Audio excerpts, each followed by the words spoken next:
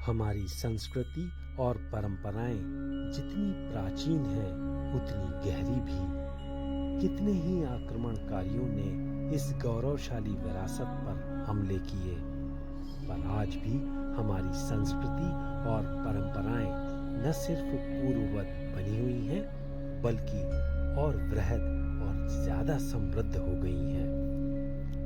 आज सारा विश्व हमारी इस पहचान और विरासत का लोहा मानता है। हमारी सनातन परंपरा में अनेक तीज त्योहार मनाए जाते हैं। इनका धार्मिक महत्व ही नहीं, बल्कि इसके पीछे एक गहरी वैज्ञानिक सोच भी है। ऐसा ही एक विशेष महीना जो कहलाता है पुरुषोत्तम मास। ये पुरुषोत्तम मास क्या है?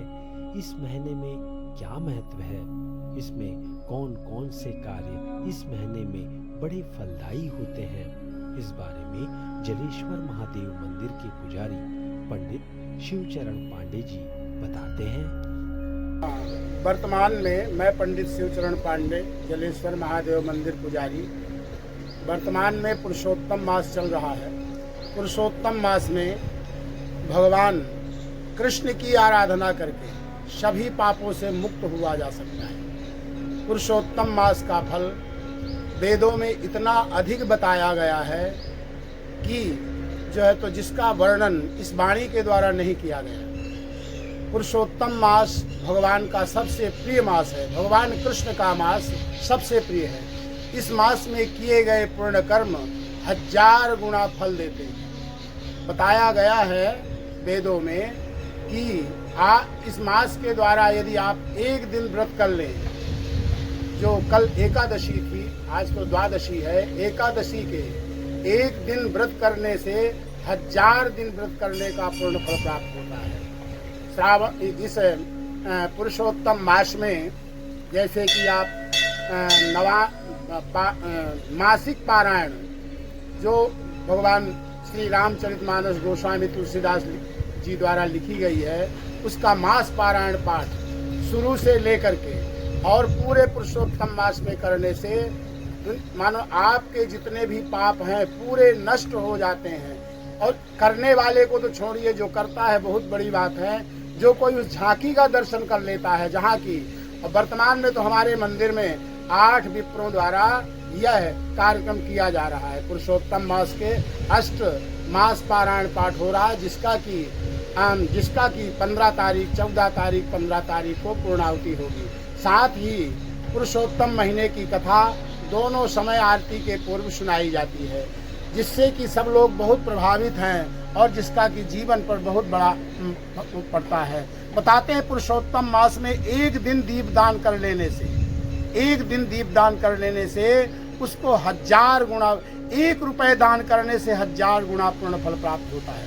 पुरुषोत्तम मास एक पवित्र मास है, भगवान का प्रिय मास है। कभी इसका निरादर नहीं करना चाहिए। इसके साथ साथ ताली एक हाथ से नहीं बजती है। आपको इस मास में पाप भी नहीं करना चाहिए। पाप भी उतना ही बढ़ता है जितना पुण्य। ऐसा नहीं है कि पुण्य ही पुण्य बढ़ता है। आपको पाप भी नहीं करना चाहिए। इस मास में पाप करने से 1000 गुना पाप भी बढ़ते हैं। मिथ्या नहीं बोलना चाहिए, झूठ नहीं बोलना चाहिए। अपने से बड़ों का, अपने माता पिता का आदर करना चाहिए। इस मास में किया गया आदर सम्मान बहुत ही फलदायी है। इस मास में आप कहीं नहीं जाते, आपके घर में मंदिर है। घर के मंदिर में बैठ करके आप श्रीमद् भगवत गीता का, जो विद्वान है भागवत का और किसी भी ग्रंथ का, खास करके विष्णु संबंधी ग्रंथ का विशेष महत्व है। वैसे भगवान शिव का भी उतना ही है। भगवान शिव की पूजा घर में, चाहे घर देखिए, अब उसमें जैसे सभी को मालूम है कि घर में जो पूजन पाठ किया जाता है उसके 10 गुना पूर्ण पूजा पाठ मंदिर में करने से होता है। मंदिर से भी जलाशय के पास जल में खड़े होकर के मानो ये सब बढ़ते ही जाते हैं। तो आप इसमें अपने घर में भी रह करके सब इसका पूर्ण लाभ ले सकते हैं। घर में सचेतता से रहिए और अपने घर के मंदिर में ही बैठ करके अपना उद्धार करिए, पाठ करिए, पूजन करिए, जो कुछ हो सके अधिक से अधिक। इस मास के पूजन का बहुत ही महत्व है। देखिए जिसको ज्ञान नहीं है, अब देखिए आपने महारानी द्रौपदी का नाम तो सुना होगा। भागवत में इस पुरुषोत्तम मास की भगवत कथा में द्रौपदी जी का वर्णन आया है। पूर्व जन्म में वो ऋषि कन्या थी, उनकी माता का देहांत बचपन में ही हो गया। मेधा ऋषि की कन्या थी। मेधा ऋषि, अब मेधा ऋषि वह बहुत ही योग कन्या थी, जो कि मेधा ऋषि द्वारा अच्छी तरह से पढ़ाई लिखाई गई थी। संयोग की बात है कि कुछ दिन बाद मेधा ऋषि का भी अंत हो गया, गोलोक वास हो गया। अब वह बच्ची बहुत दुखी रहने लगी, अपने पिता के मरण पर बहुत दुखी हो गई। जितने ऋषि बालक थे सभा करके उससे अब उनके पिता का संस्कार करवाया। अब तो वह बिल्कुल बेहवल हो गई, क्योंकि उन्होंने श्री दुर्वासा ऋषि के वाणी पर विश्वास नहीं किया था। पुरुषोत्तम मास की कथा उन्होंने बतलाया था जब कुछ दिन बाद उसके आश्रम में आए कि तुमने बहुत अच्छा काम किया। अपनी पुत्री ही मानते थे, क्योंकि मेधा ऋषि और भृगु ऋषि तकरीबन समान ऋषि हैं। यद्यप भृगु ऋषि बहुत महान है, भृगु ऋषि, लेकिन मेधा ऋषि भी कम नहीं है। तो अपना मित्र मानते थे। उनके मित्र के दुख पर अपनी पुत्री के यहाँ गए तो बड़े प्रसन्न हुए उनसे, मगर उनको बोले कि यह पुत्री 3 महीने बाद तुम पुरुषोत्तम महीना आने वाला है, तुम उसका व्रत पूजन यज्ञ करो तो तुम्हारे सब दुख दूर हो जाएंगे, तुमको पूर्ण सुख मिलेगा, शांति मिलेगी, पति मिलेगा, ऐसी सब क्रियाएं होगी। तब वह कन्या अपने दुर्वासा ऋषि की बातों पर ध्यान नहीं दिया। बोला मैंने तो कार्तिक, बैसाख, ज्येष्ठ आदि महीनों के संबंध में तो सुना है, मगर पुरुषोत्तम मास कौन सा मास जिसका कोई स्वामी नहीं है, उसका नाम नहीं सुना। ऐसा कह के दुर्वासा ऋषि बहुत दुखी हुए, मगर गुप्त रूप से उनको कुछ श्राप दे दिए। यद्यप व्यक्त नहीं किए, क्योंकि उनके कोई नहीं था माता पिता। अब जो है तो वही कन्या बोली, गुरु से रूठ करके और तप करने लगी। भगवान शिव का जबरदस्त तप किया। बताया गया है अपने श्री पुरुषोत्तम मास की भगवत कथा में कि 9000 वर्ष तक द्रौपदी के पूर्व जन्म मेधा ऋषि की कन्या ने तप किया। तप करके भगवान शंकर को प्रसन्न किया। शंकर जी प्रसन्न हो गए और बोले बेटी तुम वर मांगो। अब उनको पति चाहिए था। देखिए पुरुषोत्तम मास का महत्व। तो ऋषि कन्या ने भगवान शंकर को देख करके पहले मानसिक पूजा की। मानसिक पूजा मतलब मन के द्वारा, क्योंकि जंगल में कुछ था तो नहीं। मानसिक पूजा की। बोले कर चरण गतम बा काय जम कर्म जमवा, श्रवण नयन जमवा, मानसम वापराधम विहितम विहितम वा, सर्व में तत्समस्व। जय जय करुणाब्धे श्री महादेव शंभो। रत्नये कल्पित मानसम हिम जलय स्नानम च दिव्यांबरम, नाना रत्न विभूषित मृगमदा मोदांकित चंदनम, जाति चंपक बिल्ल पत्र रचितम, पुष्पम च धूपम तथा दीपम देव दयानिधे पुष्पते हल्कपित गुह्यताम। शौवर्णे नवरत्न खंड रचिते पात्रे घृतम पायसम, भक्ष्यम पंच विधि पयोदयुतम, रंभा फलम पानकम, शाका नाम युक्तम जलम रुचिकरम, कर्पूर खंडोज्वलम, तांबूलम मनसा मया विरचितम, भक्त्या प्रभो स्वीकुरुम।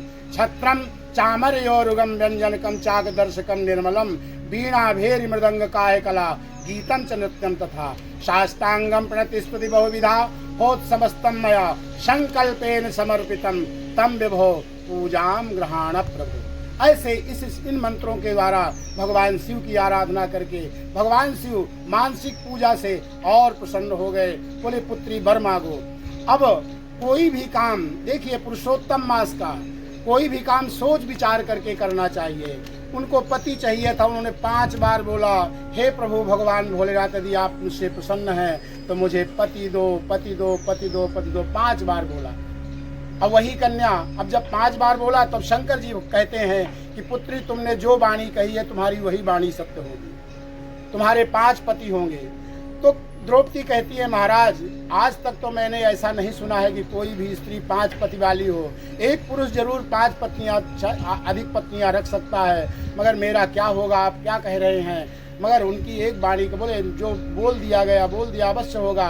अब जो है तो वह और दुखी रहने लगी। जैसे शिव जी गए वैसे कांतिहीन हो गई, दुखी हो गई। इतने में काल आया और उनको जो है तो लेकर यहाँ से गोलोक धाम को गई। उसी समय द्रुपद यज्ञ कर रहे थे। अब उसी यज्ञ कुंड से द्रौपदी प्रकट हुई, जिनके द्वारा कि अर्जुन के द्वारा मत्स्य भेद करके उनका पांचों भाइयों द्वारा पाणी ग्रहण हुआ।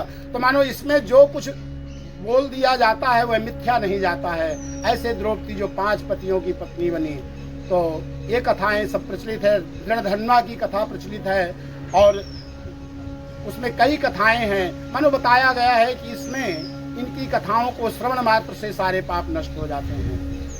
पुरुषोत्तम मास के महात्म का वर्णन वैसे इस वाणी के द्वारा बड़े बड़े ऋषि मुनि नहीं कर सकते। आस्था से पूजा पाठ करना केवल धार्मिक विश्वास ही नहीं, बल्कि जीने की एक कला है, जीने की एक राह है, या यूं कहें कि एक संपूर्ण जीवन दर्शन है।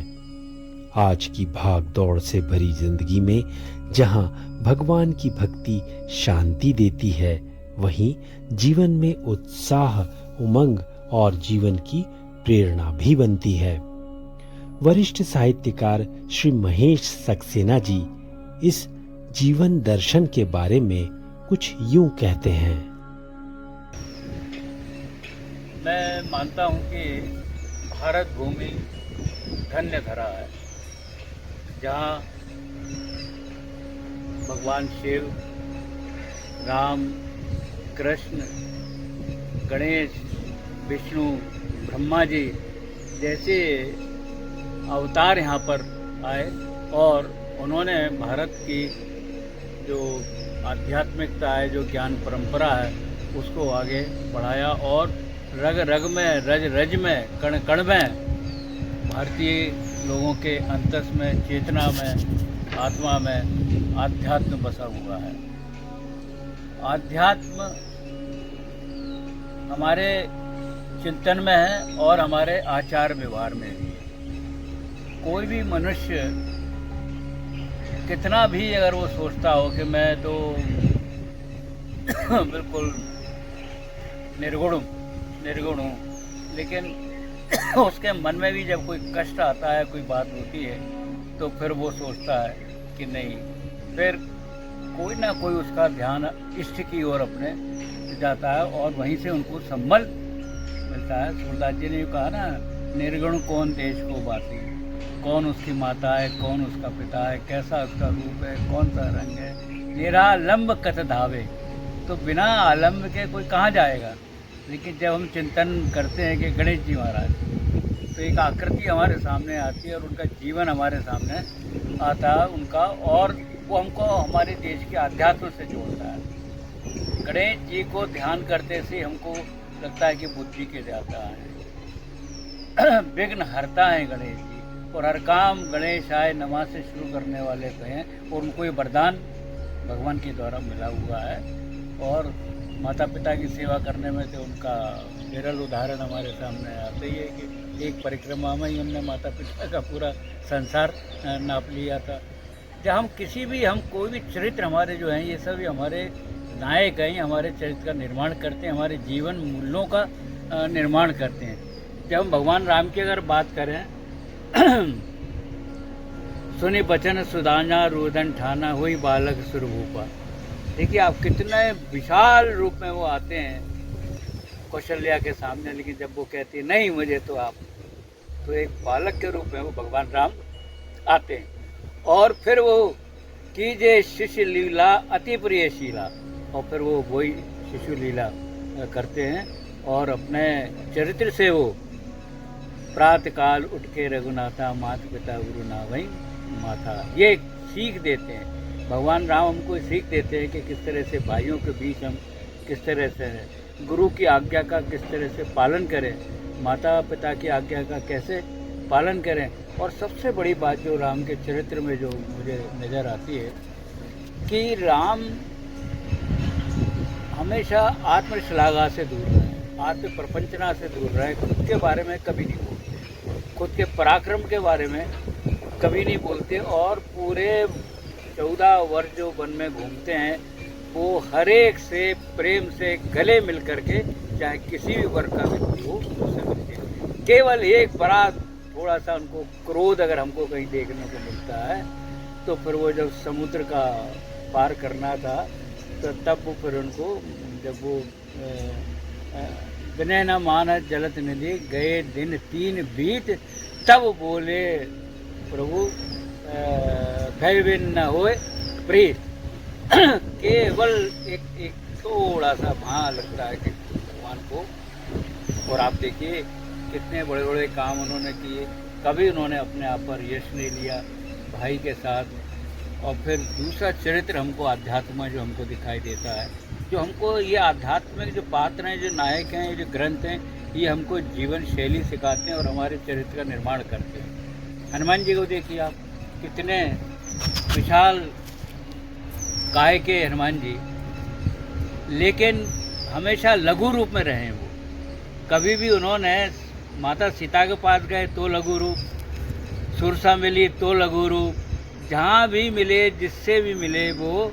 और अपना परिचय जब भी देते हैं वो तो कभी वो ये नहीं कहते मैं फला हूँ, मैं ये हूँ, वो हूँ, मैं राम जी का वो हूँ, शिष्य हूँ, उनका चेला हूँ मैं। इस तरह का वो परिचय देते हैं। एक यानी इस तरह से देखिए, यानी उनको तो पवन सुत थे वो तो, यानी उनको तो ना अग्नि उनको वो कर सकती थी, ना वायु कर सकती थी, ना आकाश कर सकता था, ना जल कर सकता था। इतने बड़े बड़े वरदान उनको मिले हुए थे, लेकिन वो हमेशा अपने जीवन में एक अच्छे श्रेष्ठ सेवक की जब हम बात करते हैं तो हमारे बच्चों को और नई पीढ़ी को ये सीख मिलती है कि हमको हमेशा छोटा बन कर के जीवन में रहना चाहिए। लघुता से ही प्रभुता मिलती है, प्रभुता से तो प्रभु दूर रहते हैं। कृष्ण का देखिए आप कितना, यानी एक भगवान होकर के वो आप देखिए मटकी भी फोड़ रहे हैं, माखन भी चुरा रहे हैं, ग्वालों के साथ रह रहे हैं, नृत्य कर रहे हैं।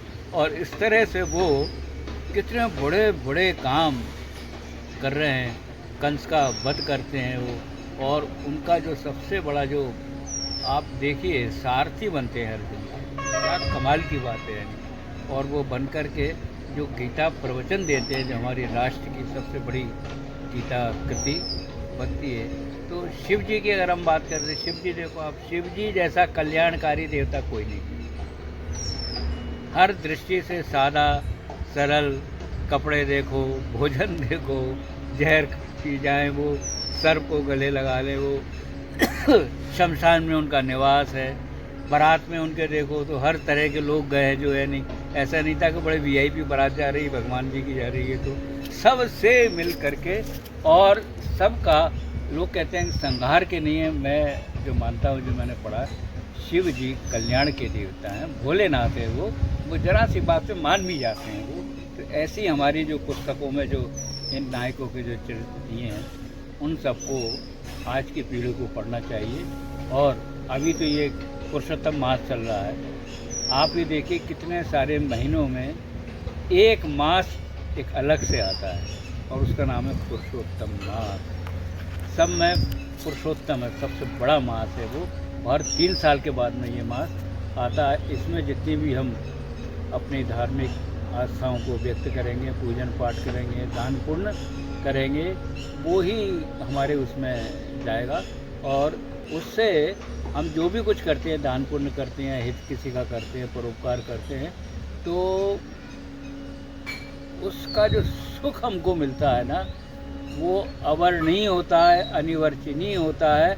और उसको हम सुख देते हैं, उसको तो जो होता है वो तो होता ही होगा, लेकिन हमको जो आत्मिक शांति मिलती है, और इस तरह से हमारा एक आध्यात्मिक रास्ता, एक हमको एक नया पाथे मिलता है कि हम किस तरह से अपने जीवन शैली को अपनाएं।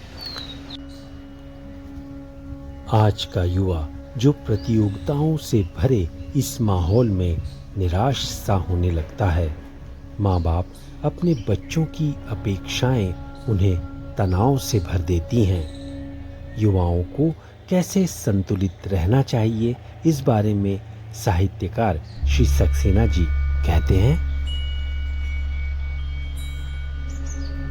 तो बच्चे सोचते हैं ना कि हम फेल हो गए, या हमारे 93% आए या 90% आए, हमारा एडमिशन नहीं हो पा रहा है।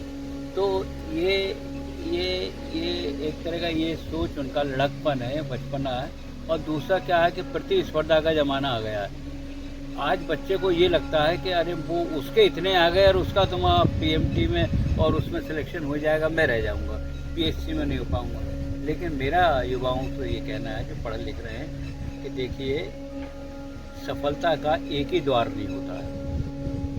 आप एक द्वार पे अगर असफल होते हैं तो आपके 12-15 द्वार सामने खड़े हैं। ये क्यों सोचते हैं कि आप यहाँ नहीं सिलेक्ट हो पा रहे हैं? अरे आप आईएएस नहीं बन पाए तो आप आईएएस बन जाएंगे, डिप्टी कलेक्टर, पीएचसी में बैठो डिप्टी कलेक्टर बन जाओगे, कुछ नहीं बनोगे तहसीलदार ही बन जाओगे, कहीं ना कहीं एग्जीक्यूटिव। प्रयत्न तो करो, केवल एक जगह असफल होना, असफल, उसका आ हटा दो तो उसमें पर बाकी क्या सफलता ही तो है ना। ऐसा नहीं होता है।